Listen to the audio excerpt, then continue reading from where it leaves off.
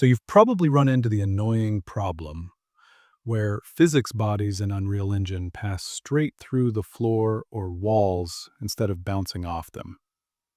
Honestly, I think all of us have dealt with this at some point, and many people never find a solid solution. Well, in this video, I will explain to you the reasons this happens, and I will also give you the solution, so make sure to watch the video until the end to benefit.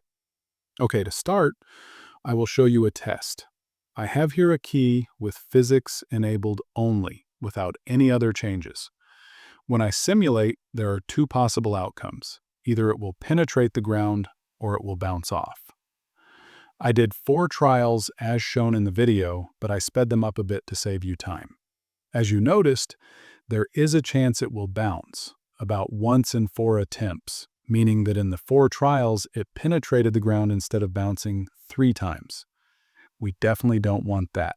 We want a 100% guarantee that it will bounce off the ground instead of penetrating it. Before we get to the solution, let's talk about the reason this problem happens in the first place. In Unreal, the physics simulation is not calculated continuously every instant. Rather, it's calculated in time steps.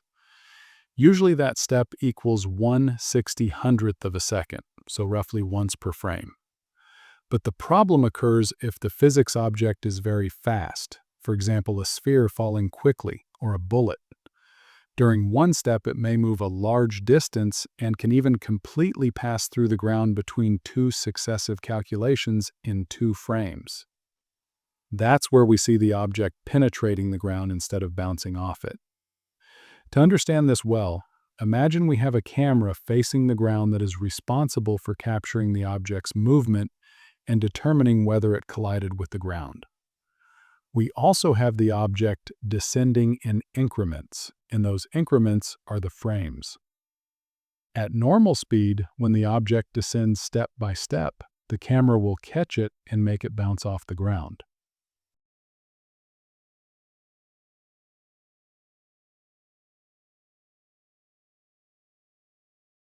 But at high speed, the object can skip some steps. That is, skip some frames, including the frame where it would collide with the ground, so the camera doesn't catch it. That is also why the behavior is random. Sometimes we observe the collision, and sometimes the object skips past the ground. Another cause is related to the size of the element we apply physics to and its mass. If the element is very small, its collision will be very small too, which can cause the engine to sometimes ignore its collisions. Because the smaller the size, the more precisely the engine must check collisions every frame. As for mass, if it is extremely large or extremely small, the engine may simply skip its calculation or produce an error in the calculation because of the very small or very large size. So, after knowing the cause, what is the solution? The solution is easier than you think. First, check that the object with physics has an appropriate collision, not too small and covering the whole object.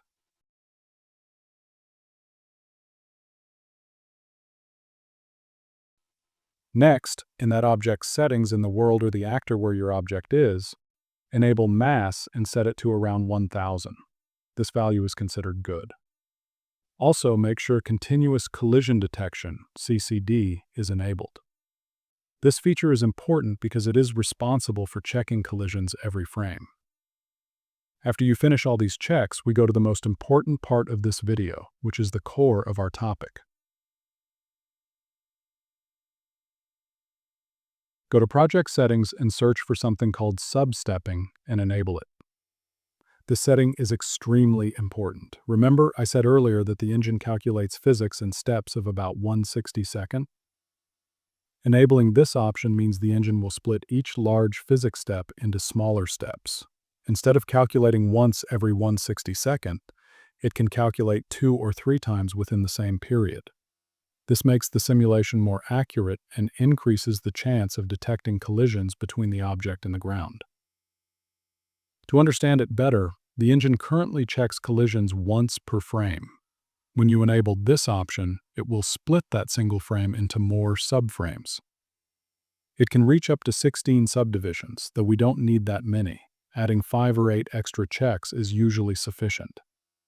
I prefer to set it to 8 because it gives a good balance between performance and physics checks. As for max substep delta time, it determines the time between each substep. The smaller it is, the better, but I recommend not changing it and also not increasing substepping too much. If you add more subdivisions, you won't notice an immediate difference, but when you have many physics objects later, you will see a performance impact. In general, I recommend setting substepping between 4 and 8. That should be enough.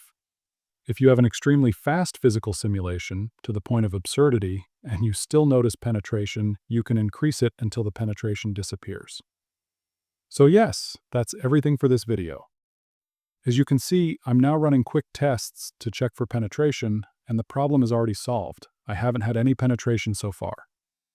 I hope you benefited, and don't forget to subscribe and like to support me, especially since this video was particularly exhausting to make. You can also check my channel for many useful videos about things you won't find on other channels. Thank you.